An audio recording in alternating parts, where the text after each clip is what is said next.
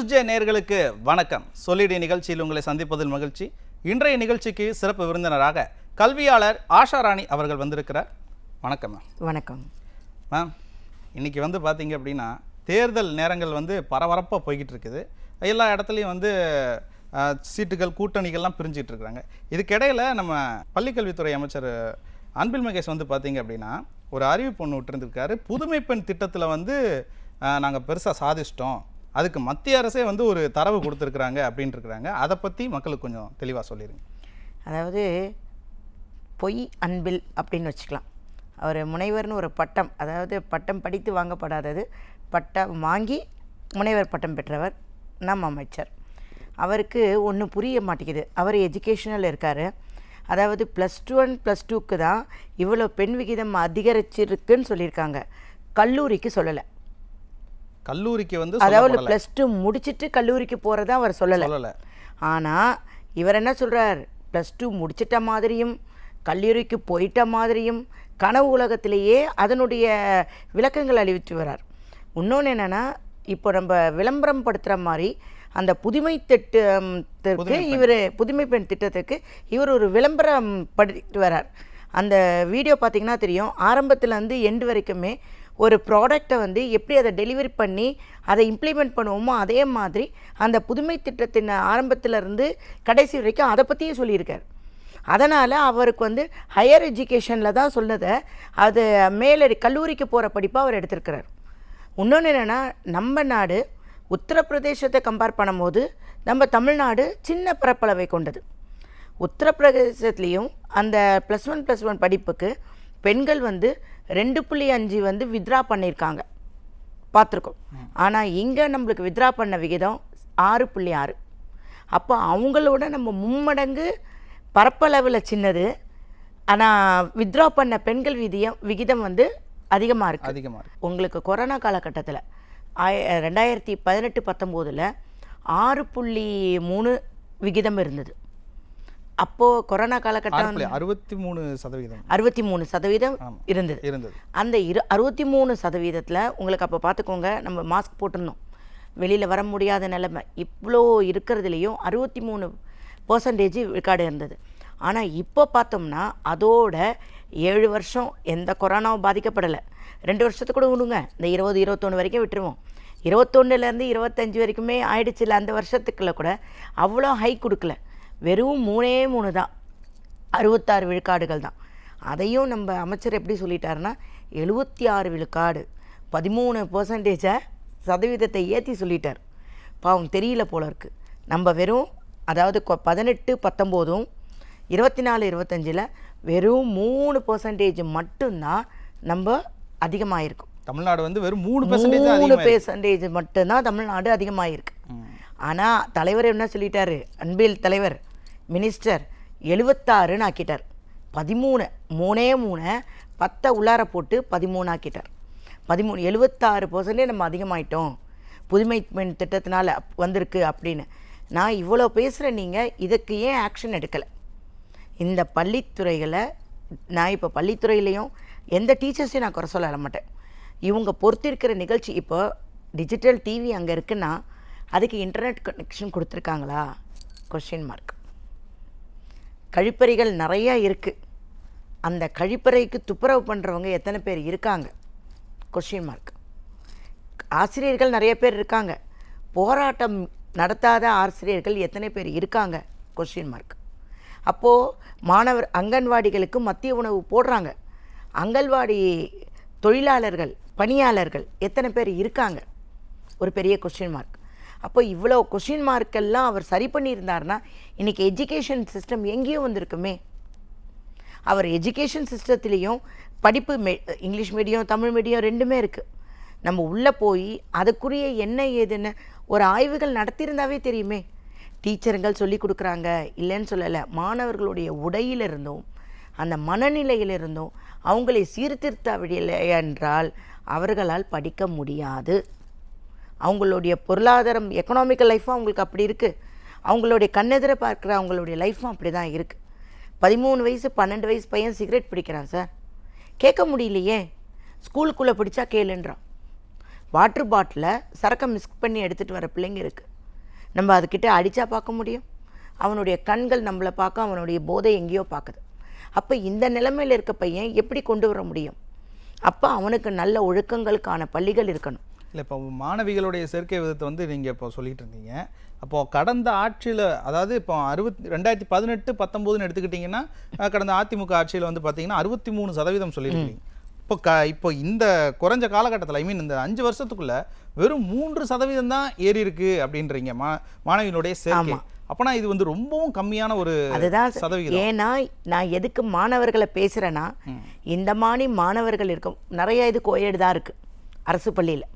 இந்த மாதிரி மாணவர்கள் இருக்கும்போது மாணவிகள் எப்படி தைரியமாக வந்து படிப்பாங்க? கண்டிப்பாக. அப்போ அந்த பள்ளியிலேருந்து வித்ரா பண்ணுற மாணவிகள் அதிகமாக இருக்கும். அதாவது பாதுகாப்புங்கிற ஒரு விஷயமே அங்கே இல்லை. சேஃப் அண்ட் செக்யூரிட்டி இல்லாத இடமா இருக்குது பெண்களுக்கு அரசு பள்ளிகள். அப்படி இருக்கும்போது அங்கே சேர்க்கைகள் வந்து கம்மியாக தான் இருக்கும். இப்போ அந்த அதிகபட்சம் அந்த சேர்க்கைகள் கூட தனியாக பெண்கள் மட்டும் இருக்கிற இடம், அங்கே சேர்க்கைகள் அதிகமாக இருக்கலாம். ஏன்னா அந்த இடத்துல இருக்கலாம். அங்கேயுமே ஒவ்வொரு பள்ளியில் பார்த்தோம்னாவே தெரியும், காவல்துறையினருக்கும் தெரியும் எங்கெல்லாம் தப்பு நடக்குது, எங்கே யாரும் கண்டும் காணாமல் இருக்காங்க. பிள்ளைங்க பஸ் ஸ்டாண்டில் வந்து நிற்க முடியல. ஈவ் டீசிங்கிறது இன்னும் நடந்துக்கிட்டு தான் இருக்குது. பேசிக்கிட்டு தான் இருக்காங்க, கலாட்டா பண்ணிட்டு தான் இருக்காங்க. நிற்கும் போது அந்த பிள்ளைங்களை பார்க்கவே பயமாக தான் இருக்கும். பஸ்ஸில் ஏறும் போது ஏதாவது விழுந்துருமோ எல்லாமே இருக்குது. அப்போது ஒரு ஆசிரியராக பெற்றோராக பார்க்கும்போது எங்கள் கண்ணுக்கு தெரிஞ்சது ஏன் அமைச்சர்களுக்கு தெரிய மாட்டேங்குது? இல்லை மேம், இப்போ நீங்கள் பெண்களுக்கு மாணவிகளுக்கு பாதுகாப்பு இல்லை அப்படின்ற மாதிரி சொன்னீங்க. இன்னைக்கு என்ன சூழல் போய்கிட்டு இருக்கு அப்படின்னா, அரசு பள்ளி சீருடை அணிந்த பள்ளி மாணவிகளே கும்பலாக சேர்ந்துக்கிட்டு மது பழக்கத்துக்கு ஆளாகக்கூடிய சூழல் வந்து. அதுதான் சார் சொல்கிறேன். ஒரு கிளாஸில் ஒரு 50 பிள்ளைங்க இருந்தால், ஒரு 25-35 அப்படி இருந்தாலும் ஒரு 10 நல்ல பிள்ளைங்க எப்பா இந்த ஸ்கூலை விட்டுருங்கன்னு வித்ரா பண்ண தானே செய்யும். கண்டிப்பாக. அவங்க அப்பா அம்மாவால் வைக்கக்கூடிய வசதிகள் இருந்தால் நல்ல ஸ்கூலில் சேர்க்க முடியும். இல்லை அந்த பிள்ளைங்க படிப்பே இல்லாமல் இருக்கும். அதுதான் நிலைமை. அப்போது உங்களுக்கு வெளியில் வர விகிதம் அதிகமாக இருக்குல்ல. இப்போ இவங்கெல்லாம் இருக்கிற பிள்ளைங்க இது எப்படி அடித்து எப்படி பாஸ் ஆகும்? பெரிய கொஸ்டின் மார்க் தான். அது எப்படி பாஸ் ஆகுறாங்கனாங்களும் கொஸ்டின் மார்க் தான். ஏன்னா பேப்பர் கரெக்ஷனும் வேகமாக பண்ணணும், தேதிக்குள்ளே ரிசல்ட் வரணும். எல்லாத்துக்குமே ஒரு காலகட்டங்களில் ஒரு டார்கெட் கொடுக்கும்போது பயமாக இருக்குது. ஏன்னா பிள்ளைங்கள நாங்கள் திட்ட முடியல, திட்டக்கூடாது, அடிக்கக்கூடாது. அப்போ என்ன பண்ணுறது? டீச்சர்ஸ்க்குமே சரி, எல்லாருக்கும். அதான் நான் கேட்குறேன், அன்பில் மகேஷ் நம்மளுடைய அமைச்சர் இதற்குரிய விடைகள் ஏன் அளிக்க மாட்டேங்கிறார்? அவர் தான் எஜுகேஷன் மினிஸ்டர். ஒவ்வொரு ஸ்கூல்லையும் ஒரு மீட்டிங் வச்சு, டீச்சருங்களை விட்டுருங்க, டீச்சருங்க சொல்லிக் கொடுக்க தான் செய்கிறோம், எல்லாமே பண்ண தான் செய்கிறோம், மாணவர்கள் கேட்பது இல்லை. அப்போ மாணவர்களுக்கு தேவையான கவுன்சிலர் ஒவ்வொரு ஸ்கூல்லையும் கட்டாயமாக மனநல ஆலோசகர் வேணும். அதே மாதிரி காலையில் நல்லொழுக்க பாடத்திட்டங்களுக்கான படிப்பு வேணும். அவனுக்கு நல்லது எது கெட்டது எது சொல்லி கொடுக்க ஆள் இல்லாத நிலையில் இருக்கான். அவனுக்கு கொஞ்சம் கொஞ்சமாக சொல்லி கொடுத்தா தான் திருத்தப்படும். மாணவர்கள் மாணவிகள் 2 பேருமே சொல்கிறேன். இவங்க வேற அவங்க வேறன்னு இல்லை, எல்லாருமே அப்படி தான் இருக்காங்க. அதனால் அவங்களுக்கு படிப்பு ஏறலைன்னா, இத்தனை பாடம் ஃபெயில் ஆனாங்கன்னா அடுத்து வெளியில் தானேங்க வருவாங்க. ஒரு கிளாஸில் 3 வருஷம் படித்தாங்கன்னா டிசி கொடுத்து வெளியில் அனுப்பிடுவாங்க. அப்போ ஒரு மாணவனோ ஒரு மாணவியோ எத்தனை வருஷம் அந்த கிளாஸில் படிக்கிறாங்கன்னு நம்மளுக்கு தெரியாது. அப்போ அவங்க வெளியில் வரும்போது டிசி கண்டிப்பாக கொடுத்து தானே வெளியில் வருவாங்க. அப்போ படிப்பு டீச்சர் எவ்வளோ தான் சொல்லி கொடுத்தாலும் இவன் மனநிலை பாதிக்கப்பட்டு, அதாவது போதை வஸ்துக்கள் இந்த மாதிரி மதுபானத்தில் இருந்தாங்கன்னா எப்படி அவங்களால படிக்க முடியும்? அதுக்கு இப்போ எஜுகேஷன் மினிஸ்டர், கல்வித்துறை அமைச்சர் தான் அதுக்குரிய ஸ்டெப்ஸ் எடுக்கணும். அவர் புதுமை திட்டங்கள் கொடுங்க, நான் அடுத்து இன்னும் எவ்வளோ திட்டங்கள் கொடுத்தாலும் அது உள்ளே போய் சேர்ற விதம் எப்படி இருக்குது, நன்மை பயக்குதா, அது ஏன் நன்மை பயக்கலைன்றது கொஷினுக்கு போகணும். நன்மை பயக்கலைன்னா ஏன் அந்த கொஷின் போட அங்கே போய் பேசி திருத்தம் தான் பண்ண முடியும். ஏன்னா இப்படியே நிலை போயிட்டு இருந்ததா தமிழ்நாடு எதை நோக்கி போக்கிறது பெரிய கொஷினாக மாறிடும். மொத்தத்தில் நீங்கள் சொல்ல வர்றது என்னென்னா, 63% 76% பொய் சொல்லி இன்றைக்கி மக்கள் மத்தியில் அந்த புதுமை பெண் திட்டம் மூலமாக ஒரு பெரிய பொய் பிரபகண்டாவை வைக்கிறாங்க அப்படின்ற மாதிரி எடுத்துக்கலாமா? ஆமாம், ஒரு பொய்யான அட்வர்டைஸ்மெண்ட் விளம்பரப்படுத்துகிறார். அதாவது கல்வித்துறை அமைச்சர் விளம்பரத்துறை அமைச்சராக எப்போ மாறினாருன்னு தெரியல, அந்த மாதிரி இருக்குது. சரிம்மா, இப்போ இதே ஆட்சியில் வந்து பார்த்தீங்கன்னா இப்போ சமீபத்தில் 207 அரசு பள்ளிகளையும் மூடியிருக்காங்க மேம். உங்களுக்கு கேள்விப்பட்டிருப்பீங்க நினைக்கிறேன். அது இவ்வளவு பிரச்சனைகள் நடந்துட்டு இருக்குது. அரசு பள்ளியில் மாணவிகளுடைய சேர்க்கையே வெறும் 3% தான் அதிகப்படுத்திருக்கிறீங்க. இதுக்கிடையில் 207 அரசு பள்ளிகளை மூட வேண்டிய அவசியம் ஏன் வந்தது? ஆசிரியர்கள் பற்றாக்குறை. ஆசிரியர் அங்கே பற்றாக்குறை இருக்கும்போது அங்கே பள்ளிகள் இயங்கிறதுக்கு ஆசிரியர் வேணும்ல. இருக்கிற ஆசிரியரே போராட்டம் பண்ணிகிட்ருக்காங்க. இன்னும் டெட்டு முடித்தவங்க எத்தனையோ பேர் வெயிட்டிங் லிஸ்ட்டில் இருக்காங்க. அவங்களையும் போட மாட்டேங்கிறாங்க. எந்த ஆசிரியருக்கு பதவி, அதாவது அந்த ஆசிரியர் தொழிலுக்குரியது கொடுத்தா தானே பிள்ளைங்க வருவாங்க. ஒரு 200 பிள்ளைகள் எக்ஸாம்பிள் சொல்கிற, ஒரு 200 பிள்ளைகள் இருந்தாங்கன்னா ஒரு டீச்சருன்னு பார்த்தா ஒரு 10 டீச்சர்னால் வேணும்ல. அங்கே டீச்சரே இல்லாமல், ஃபேனு இல்லாமல், லைட்டு இல்லாமல், கட்டடம் இல்லாமல், கழிப்பறைகள் இல்லாமல், அப்போ அந்த பள்ளிக்கூடம் மூட வேண்டிய சூழ்நிலை தானே.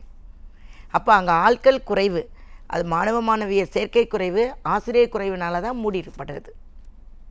அப்போ ஒரு மூடப்படுற நிலையில் இருக்க கல்வித்துறை அமைச்சர் அதை ஏன் காணிக்கலை? அதையே அவர் பார்க்க தவறினார். கோயில்களை இடித்தாங்க. கோயில்கள் இடித்ததுக்கு என்ன சொன்னாங்க? நடு ரோடு இடித்தனாலும் நாங்கள் இடித்தோம், ஓரமாக இருந்தால் இடிக்க மாட்டோம். அப்போ பள்ளித்துறைகள் மூடப்படுறதுக்கு காரணம் நடு ரோடு இருந்ததா? அது ஒரு கட்டடத்தில் உள்ளதானே இருந்துச்சு. அப்போ அத்தனை பள்ளிகள் மூடக்கூடிய காரணம் என்ன? அப்போ அந்த ஆசிரியர் அங்கே இருந்தாங்கன்னா, மாணவர்கள் அங்கே இருந்தாங்கன்னா, இன்றைக்கி பள்ளி கல்வித்துறை நல்ல நிலைமையில் தானே இருக்கும். கண்டிப்பாக. இன்றைக்கி முதலமைச்சர் ஒரு இது பேசியிருக்கிறார். என்ன பேசியிருக்கிறாருன்னா, நான் ஒரு சைகை பண்ணேன், ஆனால் அது இன்றைக்கி வைரல் ஆயிடுச்சு அப்படின்னு சொல்லிட்டு ஒரு மேடையில் பேசியிருக்கிறாரு. ஒரு ஏதோ விழா மேடை நினைக்கிறேன். அந்த மேடையில் பேசியிருக்கிறாரு. இப்போது இந்த பக்கம் பார்த்தீங்க அப்படின்னா இவ்வளோ பெரிய பிரச்சனைகள் போய்கிட்டு இருக்குது. ஒரு பக்கம் நாங்குநேரி மேட்டராக இருக்கட்டும், இன்றைக்கி சிவகங்கையில் எவ்வளோ பெரிய சம்பவமாக இருக்கட்டும், இவ்வளோ பிரச்சனைகளுக்கு நடுவில் கல்வி சூழ்நிலையும் ரொம்ப மோசமாக இருக்கக்கூடிய இந்த பிரச்சனைகளுக்கு நடுவில் முதலமைச்சர் ஒரு ட்ரெண்டிங்கான ஒரு விஷயத்தை பற்றி பேசிகிட்டு இருக்கிறாரு. அது தான் ட்ரெண்டிங்கான விஷயத்தை பற்றி பேசிகிட்டு இருக்கிறாரு. அதை எப்படி பார்க்குறீங்க? ஒரு கல்வியாளராக எப்படி பார்க்குறீங்க? அதாவது இன்ஸ்டா ட்ரெண்டிங், அவர் இப்படி சொன்ன அர்த்தம் நான் க்ளோஸ் பண்ணிட்டேன்னு எடுத்துக்கலாமா? அவர் வெற்றி பெற்றதில் அவர் சொல்கிறாரு இப்படி நான் முடிச்சிட்டேன் அப்படின்ற மாதிரி இருக்குது ஆக்ஷன். அந்த ஆக்ஷன் எடுக்கிறவர் அவர் இன்ஸ்டா ட்ரெண்டிங். அவரும் இப்போ அவருடைய அரசு பள்ளி மாணவர்கள் மாதிரி ஆயிட்டார். பிள்ளைங்கோ அப்படி தான் சொல்லும். பிள்ளைங்கோவுடைய ஸ்டேஜ்கள் இதெல்லாம் அவங்க இப்படின்னுவாங்க, இப்படின்னுவாங்க, இப்படி வச்சுப்பாங்க. நெக்ஸ்ட்டு நாங்கள் ட்ரெண்டிங் ஆகிருக்கோம், இதையே போஸ்ட் பண்ணி வீடியோவில் போடுவாங்க இன்ஸ்டாகிராமில். அதுவும் வைரல் ஆகும். நம்ம முதலமைச்சர் அந்த வைரலை வச்சு பேசுனது மனசுக்கு ரொம்ப கஷ்டமாக இருக்குது. ஏன்னா பள்ளித்துறை ரொம்ப கேவலமான நிலைமையில் இருக்குது. பெண்கள் பாதுகாப்பு அதுக்கு மேலே கேவலமான நிலை இருக்குது. எப்போ வெளியில் போனால் என்ன நடக்கும், நம்ம உயிரோடு இருப்போமா, அந்த கேள்வியில் இருக்குது. கொள்ளை, கற்பழிப்பு சர்வ சாதாரணமாக இருக்குது. அதை தவிர எங்கே பார்த்தாலும் வெட்டு குத்துக்கள். அதில் குண்டாஸில் இருக்கவனும் பள்ளி மாணவர்கள், கல்லூரி மாணவர்கள் இப்போ போனவங்களாக இருக்காங்க. அப்போ நம் நாடு எதை நோக்கி போடுறதுன்னு அந்த ஒரு கொஷின் மார்க்கு. அப்பான்னு கூப்பிட்ற குழந்தைங்க இவ்வளோ பாதிக்கப்படுறத மனசில் உண்மையாகவே ஒரு தகப்பனாக இருந்தால் அழுது அதை எப்படி நம்ம திருத்துவோம் அப்படி நினைக்கக்கூடிய காலகட்டத்துக்கு மாறுவார். இந்த ட்ரெண்டிங்கை வச்சு அது ஒரு பெரிய விஷயமா ட்ரெண்டிங் முதலமைச்சர் பேச மாட்டார். ட்ரெண்டிங் முதலமைச்சர் ட்ரெண்டுக்குரிய பொருட்கள் எவ்வளவோ இருக்குது. அதெல்லாம் விட்டுட்டு அவருடைய ட்ரெண்டிங் ஆக்ஷனை இன்ஸ்டாவில் வந்திருக்குன்ட்டு பேசுகிறாருன்னா இது நகைச்சுவைக்குரியதாக இருக்கிறது. இதை எப்படி எடுத்துக்கிறதுன்னு உங்களுக்கே தெரியும். ஏன்னா நம்ம கஷ்டப்படுற வேண்டிய சூழ்நிலை இவ்வளோ இருக்குது. டாஸ்மார்க்கு மூடணும்னு சொன்ன மூடலை. பள்ளி கல்வித்துறை ரொம்ப கேவலமான நிலைமையில் இருக்குது. நாட்டில் பாதுகாப்பு கிடையாது. எங்கே பார்த்தாலும் ஒரு கரப்ஷன், வெட்டு, கொலை. இன்றைக்கி உயிரோடு இருப்பானா நாளைக்கு இருக்க மாட்டானா அந்த நிலைமையில் போயிட்டுருக்கு. நீங்கள் அந்த பின்னாடி குடிசை மாற்று வாரியம் அந்த சைடெல்லாம் போனீங்கன்னா உங்களுக்கு தெரியும். 16ஆம் நாள் காரியம், 3 ஆண்டு காரியம் போட்டிருப்பாங்க. சின்ன சின்ன பிள்ளைங்க சார். அந்த பிள்ளைக்கு அந்த ஃபோட்டோவில் பார்த்தாவே தெரியும் 21 வயசு, 20 வயசு, 19 வயசு. அப்போ அவ்வளோ சின்ன பையன் இறந்துருக்கான காரணம் என்ன? அப்போ இவ்வளோ கஷ்டங்கள் நிறைஞ்சிருக்கு. அவங்க பெற்றவங்களுக்கு இவ்வளோ வேதனைன்னு இருக்குது. அதை விட்டு என்னுடைய ஆக்ஷன் ட்ரெண்டிங்கில் போது நான் அப்படியா இருக்கேன்னா இது எல்லின் நகையாடக்கூடிய விஷயமாக இருக்குது சார். அவரையே எடுப்பார் கைப்பில் ஏன் நாங்கள்லாம் பேசக்கூடிய பொருளாக மாறுபடுறார். ஒரு தகப்பன் செயல் அல்ல இது. முதலமைச்சர் ஒரு நாட்டுக்கு முன்மாதிரியாக இருக்கணும், ட்ரெண்டாகிற விஷயத்தெல்லாம் பேசக்கூடாது அப்படிங்கிறத சொல்ல வர. கண்டிப்பாக முக்கியமாக ஒரு ரோல் மாடலாக இருந்திருக்கணும். ஆனால் இப்படி நம்மளே பேசக்கூடிய ஒரு ஆட்களாகவும் இருந்திருக்கக்கூடாது. அந்தளவுக்கு எளிய மனிதராக மாறி இருக்கக்கூடாது அப்படின்ற. எளிய மனிதர் நான் சொல்லலை சார். நகையாடக்கூடிய அடுத்தவங்களை ஒரு முதலமைச்சர்னா மாண்புமிகு அந்த லெவலில் பார்க்கணும். அவர் ட்ரெண்டிங்குன்னு நம்ம பிள்ளைங்க லெவலுக்கு ஏன் போகிறாரு? அதுதான் இதே அவர் வந்து போன ட்ரெண்டிங்கில் நான் கல்வித்துறையை இவ்வளோ மாற்றிருக்கேன், குண்டர்களே இல்லாத நாடு, பெண்களுக்கு பாதுகாப்பான நாடு, எந்த ஒரு இடையூறு இல்லாத நாடு, ரோடு நல்லா இருக்க ரோடு இடிக்காத நாடு, எந்த 3 வருஷமாக அவர் தொடர்ந்து இருந்தாருன்னா அது வேற. எல்லாருமே எந்த கட்சி வேண்டாம், எல்லாருமே அவங்கள கூட்டு போடுவாங்க அந்த நிலமை. இது எதுவுமே செய்யாமல் என்னுடைய ஆக்ஷனை பாருங்கண்ணே, சினிமாவில் நடிகர்கள் பண்ணக்கூடிய ஆக்ஷன் சார் அது. கண்டிப்பாக அவங்க காசு கொடுத்து கால் ஷீட்டு வாங்கி சினிமாவில் நடிக்கிறாங்க, காசு வாங்கிட்டு போனார். ஆனால் முதல்வர் அப்படி அல்ல. இந்த நாட்டை காக்கும் ஒரு அரசன், ஒரு கோமான், அரசாட்சி செய்வார். ஆனால் சர்வாதிகாரம் செய்யக்கூடாது. அரசாட்சி செய்பவர் இந்த மாதிரி விஷயங்கள் இருக்கிறது நகை எள்ளி நகையாடக்கூடியதாக இருக்குது. நிகழ்ச்சியில் வந்து நிறைய விஷயங்களை பகிர்ந்துக்கிட்டீங்க. அடுத்தடுத்து மாணவிகளுடைய நலன்களையும் மாணவர்களுடைய நலன்களை வந்து மிகுந்த அக்கறையோடு நீங்கள் பேசியிருக்கக்கூடிய ஒவ்வொரு விஷயமும் நிகழ்ச்சியில் பதிவு செய்யப்பட்டிருக்குது.